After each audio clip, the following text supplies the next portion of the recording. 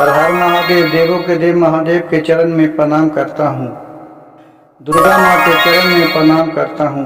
सरस्वती माँ के चरण में प्रणाम करता हूँ। गणेश भगवान के चरण में प्रणाम करता हूँ। गुरु भाई गुरु बहनों के चरणों में प्रणाम करता हूँ। गुरु भाई गुरु बहन, आज का शिव चर्चा कथा बहुत ही ज्ञानवर्धक और बहुत कुछ सीखने योग्य बातें हैं। किसी गांव में एक चार बहू रहती थी। चारों आपस में नित्य दिन बहुत लड़ा करती थी। इतना कि उसके गांव घर में लोग कहते थे कैसा इसका बहू है कि चारों बहुत ही लड़ते रहती है, कोई भी काम धाम नहीं करती है और हर एक बात बात में एक दूसरे पर लड़ बैठती है, दूसरे पर ताना मारती है। ये सब देख करके उसके जो सास थी, सासू माँ, बहुत ही परेशान रहती थी। गुरु भाई गुरु बहन, कथा कहानी को अंत तक ध्यान से सुनिएगा। यह बहुत ही इस कहानी में बहुत कुछ सीखने को आपको मिलेगा कि किस तरह परिवार को हमें चलाना चाहिए और एक बहू सभी को किस तरह के सुधार देते हैं और सबके दिल में बस जाते हैं। इस कहानी के माध्यम से आपको पूरा सुनने को मिलेगा।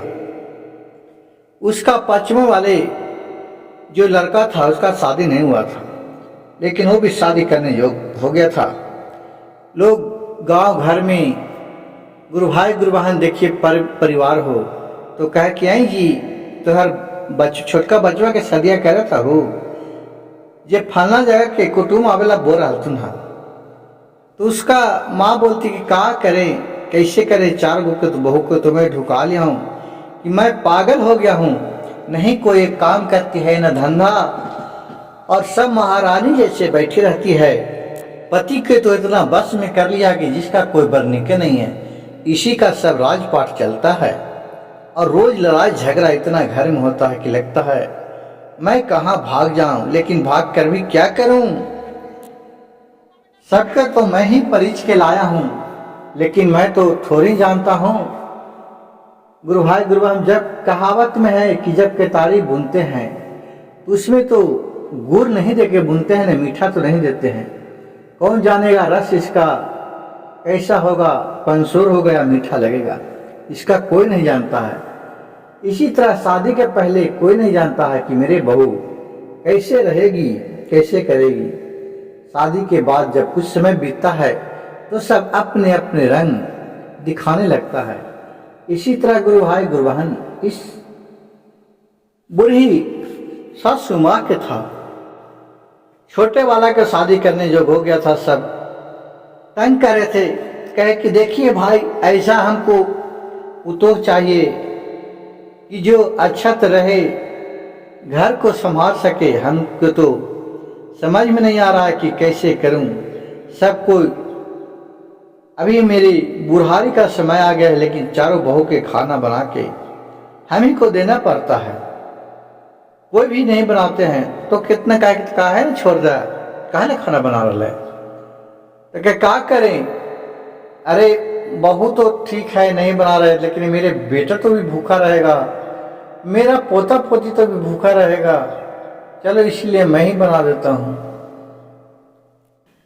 कहे कि नहीं अब छोटे वाला को भी कर दीजिए कि कब तक कुमार रखिएगा इसके चक्कर में, बताइए।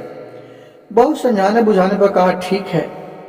अब छोटे वाले को शादी विवाह करने के लिए देखिए उसके बेचारे से बहुत ही गरीब घर के लड़की लाए उसके लिए, लेकिन बहुत बेचारे सुशील थे, बहुत ही पूजा पाठ करने में माहिर थे। उनके पास संस्कार की भरी थी, कुट कुट कर घर में आए, 2-3 दिन रहे, फिर अपने खाना बनाने के लिए जो रीति रिवाज होता है ससुराल में, वो सब उनको मिला, खाना बनाने लगी।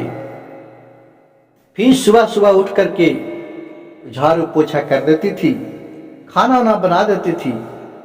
अब जब चारों गोतनी थी वो कहने लगी अहे छटकी लावा इधर खाइला, बेचारी उसको भी ला के देती थी। अब धीरे धीरे देखिए अब सब इसका सासू माँ देख रही थी। फिर बोली कुछ दिन हुआ तो बोला कि हमारे लड़कन को लिए टिफिन बना देना छोटकी। कहीं ठीक है दीदी, बना देंगे। अब सब बच्चे को भी टिफिन बना के देने लगे, बच्चे को मानने लगे। अब सब बच्चे इसको चाची चाची कह करके इसको बहुत मानने लगे, बच्चे लोग भी। देखिए गुरु भाई गुरु बहन, बच्चे भगवान का समान होता है।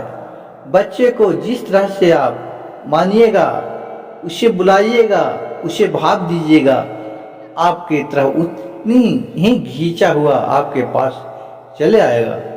फिर कुछ दिन बीता तो उन लोग कहा कि छोटकी हमने हाँ के लिए हमारा कपड़ा फिर दिया। कैसा हाँ दीदी ठीक है, हम फिर दो। फिर वो कपड़ा खींचने लगे। अब उसके सासू माँ हम भी देख देख के उसको रहा नहीं गया। वो अपने छोटी वाली बहू से बोली कि बहू छोड़ दो इसको कपड़ा खींचने के लिए। क्या ये अपना कपड़ा भी नहीं खींच सकती है, नहीं अपने बाल बच्चा को भी देख सकती है। दिन भर महारानी जैसा बैठा रहती है और तुझी को काम और हाथ रहते हैं। उसका बहुत छोटी वाली बोली बहुत निर्भाव से, माँ जी क्या कीजिएगा, बड़ा है, बड़ा को आज्ञा देना काम है, छोटा को हमें मानना काम है। अब हमें वो कह रहे हैं तो हमसे होवा रहा है तो हम कर देंगे, नहीं हो पाएगा तो मैं नहीं कर पाऊंगा ना। कहा नहीं बहू, इन लोग के जब छोड़िएगा नहीं तो इन लोग तो और भी धीरे धीरे कम काजी होते जा रहे हैं, बहुत काम में तो कोई ध्यान ही नहीं देते हैं। तो कहे देखिए माँ जी, आपके अगर दरवाजे पर कोई भीख मांगने आए तो आप पूछे भीख देते हैं कि नहीं। कहा कि हाँ देते हैं, जरूर देते हैं, नहीं कहीं देते हैं। कि ठीक है, अगर कोई प्यासा आ जाए आपके दरवाजा पर कहे कि माँ जी एक गिलास पानी दीजिए, तो आप दीजिएगा कि नहीं। कहाँ बहू, क्यों ना देंगे, मैं देंगे। तो बोले कि अगर कोई भूखा आ गया, कहे माँ जी मैं 4 दिन से भूखा हूँ, हमें एक गो रोटी दे दीजिए खाने के लिए, तो आप दीजिएगा कि नहीं। हाँ बहू दे दूंगा। कहा कि ठीक है, देने से आपको क्या फायदा होगा माँ जी, और तो दे दीजिएगा, वो खा लेगा, वो पानी पी लेगा, वो चला जाएगा। कहा बहू कुछ नहीं, जो आत्मा से हमको आशीर्वाद देगा वो बहुत दुआ लगता है। किसी को तुम भला काम करेगा, किसी को मदद करेगा किसी कष्ट में, तो आपको कुछ नहीं कहेगा, अंदर से दुआ देगा, आपको कहेगा भगवान इसे सदा सुखी रहे। कहा कि माँ के बात सुनकर बहू बोली हाँ माँ जी, यही बात मैं कहना चाह रहे थे। जिस तरह इन चारों दीदी ने हमारे ऊपर कह रहे हैं, हम इनके बात सभी करते जा रहे हैं। कम से कम इनका दिल में तो हम बुरा नहीं है, बुरा नहीं बनूंगा, इनका बात करते रहूंगा, इनके लिए अच्छा बनूंगा। धीरे धीरे मैं भी भगवान के तरफ से कोई दोषी नहीं हूँगा। मैं अब जब भी एक किसी तरह के हमारे ऊपर बोलेंगे, कभी किसी तरह की गलती भी हो जाएगा, तो जब ये कहेंगे तो इस बात उन्हें खुद ही लोगों, हम नहीं कहेंगे, गांव घर के लोग इनको कहेंगे क्या छोटकी कितना अच्छा थी कि सभी जेठानी को भी बात मानते थे, उसके बाल बच्चे को भी, और उसे आज ये देखिए भला बुरा कह रहे हैं। उनका बेटा लोग भी कहेगा कि माँ तुम गलत है, मेरी छोटी माँ अच्छी है। बहू के बात सुनकर के सास माँ बोली कि माँ बहू तुम्हें इतना ज्ञान कहाँ से आया, हमने तो आज तक ये बात सोच ही नहीं किया था।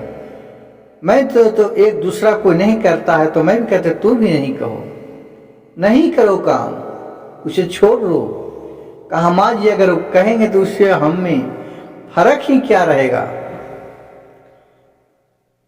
इतना बात सुनकर के कहा कि लग रहा है कि तुम कहूँ सत्संग में जाती है ठीक है बहू। कि हाँ माँ जी, जहाँ शिव चर्चा होते थे गांव घर में, तो माँ के साथ मैं भी जाकर के वहाँ बैठते थे। वहाँ हर एक तरह के आदमी बैठते हैं, हर एक तरह के वातावरण मिलता है, हर एक घर के कहानी जानने को मिलता है, हर घर में क्या बीत रहा है, क्या चल रहा है। लेकिन जो बुरे शब्द हैं, गलत बात हैं, उसे मैं ध्यान से निकाल देता हूँ, उस पे अनदेखा कर देता हूँ, और जो सीखने लोग रहस्य की बात है उसे मैं ग्रहण कर लेता हूँ, उस पे मैं गर्व करता हूँ।